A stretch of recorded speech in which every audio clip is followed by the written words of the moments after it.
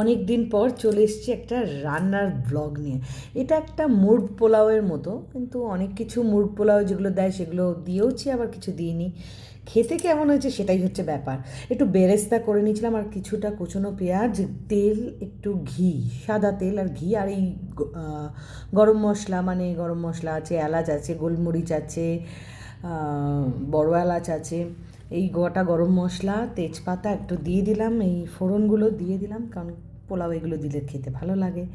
এগুলো হালকা হাতে একটু ভেজে নিলাম, কারণ পেঁয়াজগুলো একটু ব্রাউন ব্রাউন হলে সেভাবে মুখে আলাদা করে পড়েও না, আর কষানোর সময় ভালো করে কষা হয়ে যায়, সেই জন্যে।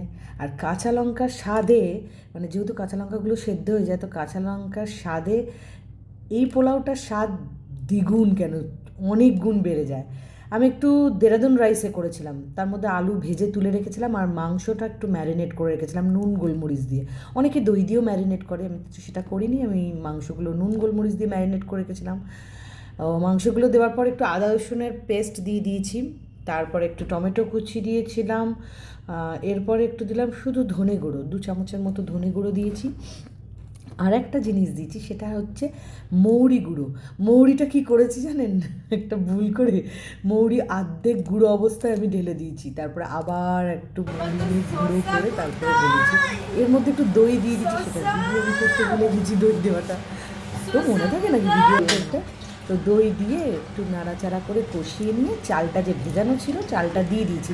যদি 3 কাপ চাল নিই তাহলে আমি 6 কাপ জল দেবো, মানে 1.5 গুণ জল দেবো। আলুগুলো ভাজাই ছিল, আর নতুন আলু সেদ্ধ হতে বেশি সময় লাগবে না। একটু জল ঢেলে দিয়েছি, ওই পরিমাণটা অনুযায়ী জল ঢেলে দিয়ে একটু ফুটতে দিয়েছি। তার মধ্যে ভাবলাম এটা একটু দিয়ে দিই, কাজু কিশমিশ একটু চেরি দিয়েই দিলাম। তো সব মিলিয়ে ভালোই ছিল। ধনে পাতা আনতে আমার খুব দেরি হয়ে গেছিলো, সেই জন্য ধনে পাতাটা দিতে পারলাম না, তাই শুধু বেরেস্তা দিয়ে দিলাম। এখন ধনে পাতা একটু পুদিনা পাতা একটু দেবো, তো সেটা একটু সময় লাগবে, আমার লোকটা এনে দেবে তারপরে। তো তো এটা সেদ্ধ হতে লাগলো, আর আমিও একটু আমাদের 3 জনের প্লেট এবং রায়তা রেডি করতে লেগে গেলাম। রায়তাটা অবশ্য তিতিন বানিয়েছে। একটু ধনে পাতা আর পুদিনা পাতা দিয়েই দিলাম, একটু দেরি হলো।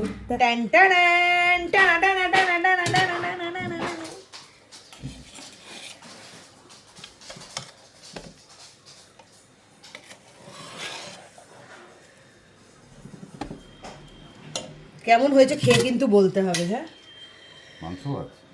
মাংস ভাত না, যা অনেক কিছু করে করেছি। মাংস ভাত কি করে বলছি? কি বানিয়েছো মা?